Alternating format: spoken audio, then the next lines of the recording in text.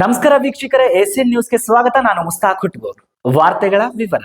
The Lakshmi urban cooperative ಬ್ಯಾಂಕ್ನ 112ನೇ ವಾರ್ಷಿಕ ಸರ್ವಸಾಧಾರಣ ಸಭೆ ಆಗಸ್ಟ್ 2ಕ್ಕೆ ನಡೆಯಲಿದೆ ಎಂದು ಸಂಸ್ಥೆಯ ಚೇರ್ಮನ್ನರು ಏಷ್ಯನ್ ವಾಹಿನಿಗೆ ತಿಳಿಸಿದರು.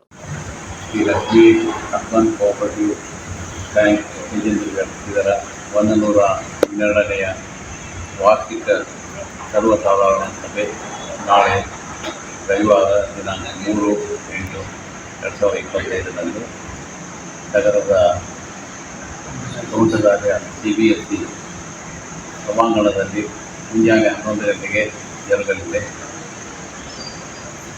ಬ್ಯಾಂಕಿನ ಯಾವತ್ತೂ ಸದಸ್ಯರು ಹಾಗೂ ವಿದೇಶಿಗಳು ಈ ಒಂದು ಸರ್ವಸಾಧಾರಣ ಸಭೆಯಲ್ಲಿ ಭಾಗವಹಿಸಿ ಸಭೆಯನ್ನು ಯಶಸ್ವಿಗೊಳಿಸಬೇಕೆಂದು ನಮ್ಮಲ್ಲಿ ವಿನಂತಿಸುತ್ತೇವೆ. ಇದರೊಂದಿಗೆ ನಮ್ಮ ಗಜೇಂದ್ರಗಡ ಸೆಂಟರ್ನಲ್ಲಿ 7ನೇ ತರಗತಿ ಹಾಗೂ SLC ಪರೀಕ್ಷೆಯಲ್ಲಿ ಹೆಚ್ಚು ಅಂಕ ಪಡೆದು ಉತ್ತೀರ್ಣರಾದಂಥ ವಿದ್ಯಾರ್ಥಿಗಳಿಗೆ ಪ್ರತಿಭಾ ಪುರಸ್ಕಾರ, ಅಲ್ಲದೆ ಬ್ಯಾಂಕಿನ ಸದಸ್ಯರ ಮಕ್ಕಳಿಗೆ SSLC ಹಾಗೂ PUCಯಲ್ಲಿ 85ಕ್ಕಿಂತ ಹೆಚ್ಚು ಅಂಕ ಪಡೆದು ಉತ್ತೀರ್ಣರಾದ ವಿದ್ಯಾರ್ಥಿಗಳಿಗೆ ಪ್ರತಿಭಾ ಪುರಸ್ಕಾರವನ್ನು ಕಾರ್ಯಕ್ರಮವನ್ನು ಹಮ್ಮಿಕೊಂಡಿದ್ದೇವೆ. ಇದರೊಟ್ಟಿಗೆ ಸಾಧಕರಿಗೆ, ನಮ್ಮ ಗಜೇಂದ್ರಗಡದಲ್ಲಿ ಏನು ಒಂದು ಸಾಧಕರಿದ್ದಾರೆ ಆ ಸಾಧಕರಿಗೆ ಸನ್ಮಾನ ಕಾರ್ಯಕ್ರಮವನ್ನು ಕೂಡ ಹಮ್ಮಿಕೊಂಡಿದ್ದೇವೆ. ಈ ಎಲ್ಲ ಕಾರ್ಯಕ್ರಮಗಳಿಗೆ ನಾವು ಭಾಗವಹಿಸಬೇಕಂತ ಕೇಳ್ಕೊತಾ ಇದ್ದೇವೆ. ಕಾರ್ಯಕ್ರಮದ ನಂತರ ಎಲ್ಲರಿಗೂ ಉಪಹಾರದ ವ್ಯವಸ್ಥೆ ಊಟದ ವ್ಯವಸ್ಥೆಯನ್ನು ಮಾಡಲಾಗಿದೆ. ಈ ನಮ್ಮ ಕಾರ್ಯಕ್ರಮದ ನೇರ ಪ್ರಸಾರವನ್ನು ಮುಂಜಾನೆ 11 ಗಂಟೆಯಿಂದ ಏಷ್ಯನ್ ಚಾನಲ್ ಹಾಗೂ ಯೂಟ್ಯೂಬ್ ಮೂಲಕ ನೇರ ಪ್ರಸಾರವನ್ನು ವೀಕ್ಷಿಸಬಹುದು. ಎಲ್ಲರೂ ಹಾಜರಾಗಿ ಈ ಒಂದು ಕಾರ್ಯಕ್ರಮ ಯಶಸ್ವಿಗೊಳಿಸಬೇಕು.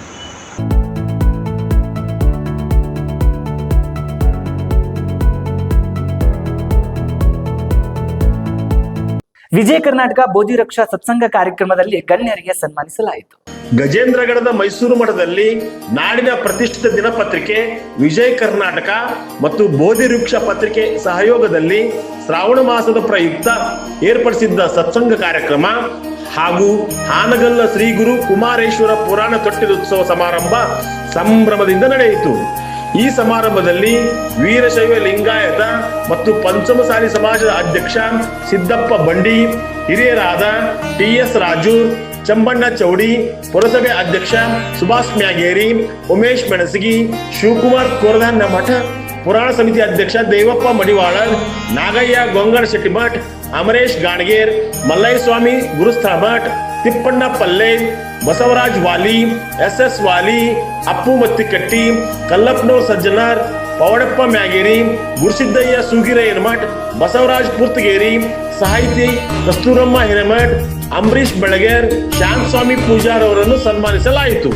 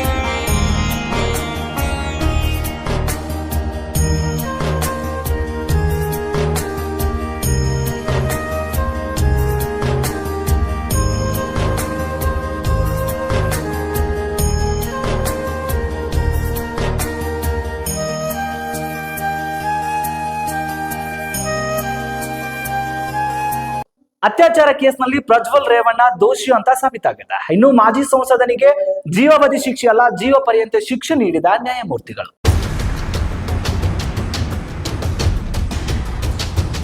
ಜೀವಾವಧಿ ಶಿಕ್ಷೆಯನ್ನ ವಿಧಿಸಿದೆ. ಸಂಪೂರ್ಣ ಜೀವನದುದ್ದಕ್ಕೂ ಜೈಲಿನಲ್ಲಿ ಇರಬೇಕಾಗತ್ತೆ.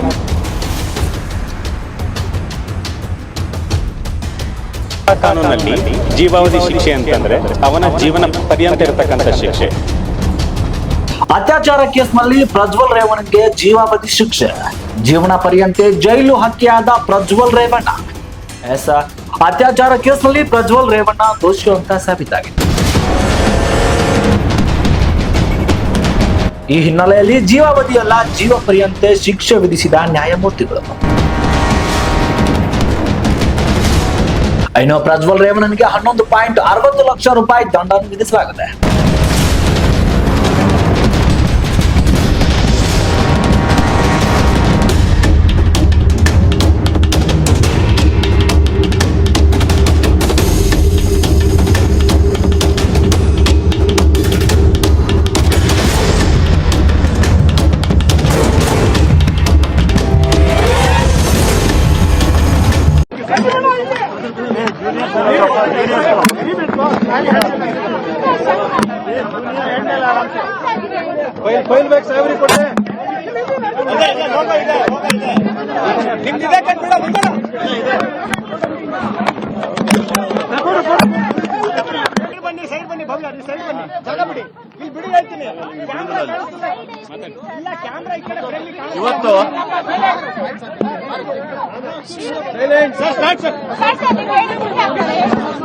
ಇವತ್ತು ಮಾನ್ಯ ನ್ಯಾಯಾಲಯ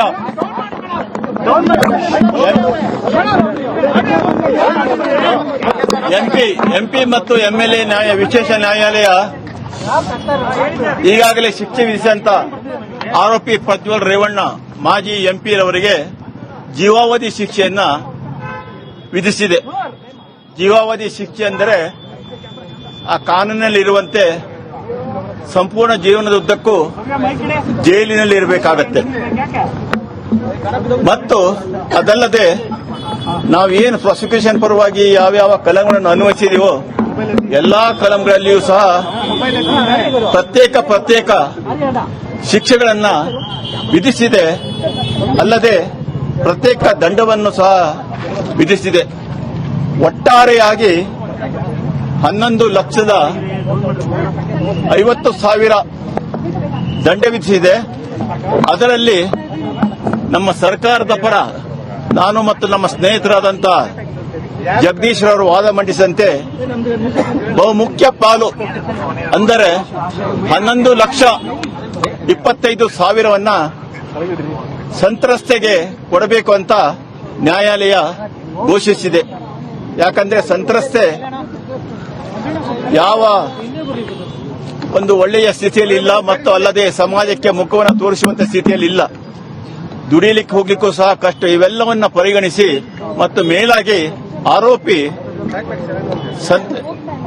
ಸಂಸತ್ ಸದಸ್ಯನಾಗಿದ್ದರಿಂದ ಅವರ ಸಂಸತ್ ಸದಸ್ಯದ ಅವಧಿಯಲ್ಲಿ ಈ ಅತ್ಯಾಚಾರವನ್ನು ಎಸಗಿದ್ರಿಂದ ಗಂಭೀರವಾಗಿ ಪರಿಗಣಿಸಿ ಒಂದು ವಿಶೇಷವಾದ ಒಂದು ಗರಿಷ್ಠ ಪ್ರಮಾಣದ ಶಿಕ್ಷೆಯನ್ನು ಮಾನ್ಯ ನ್ಯಾಯಾಲಯ ವಿಧಿಸುವುದರ ಮೂಲಕ ಕಾನೂನು ಮಾಡುವವರಿಗೆ ಒಂದು ಕಠಿಣ ಸಂದೇಶವನ್ನ ರವಾನಿಸಿದೆ. Sir, in English, please. Sir, in English.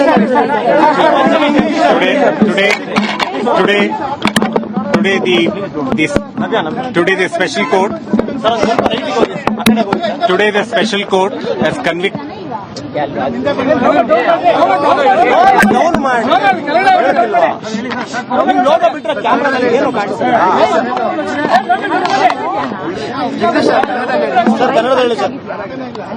ಕನ್ನಡದಲ್ಲಿ ಈಗಾಗಲೇ ಟುಡೇ ಸ್ಪೆಷಲ್ ನಮ್ಮ ಸ್ನೇಹಿತರು ಈಗಾಗಲೇ ಹೇಳಿದಂಗೆ ಸ್ಪೆಷಲ್ ಕೋರ್ಟ್ ಇವತ್ತು ಮಾಜಿ ಸಂಸದ ಪ್ರಜ್ವಲ್ ರೇವಣ್ಣ ಅವರಿಗೆ ಜೀವಾವಧಿ ಶಿಕ್ಷೆಯನ್ನ ಸೆಕ್ಷನ್ 276 ಮತ್ತೆ ಅವನ ಜೀವಿತಾವಧಿವರೆಗೂ ಇರತಕ್ಕಂಥ ಜೀವಾವಧಿ ಶಿಕ್ಷೆಯನ್ನ 276 ಗೆ ವಿಧಿಸಿದೆ.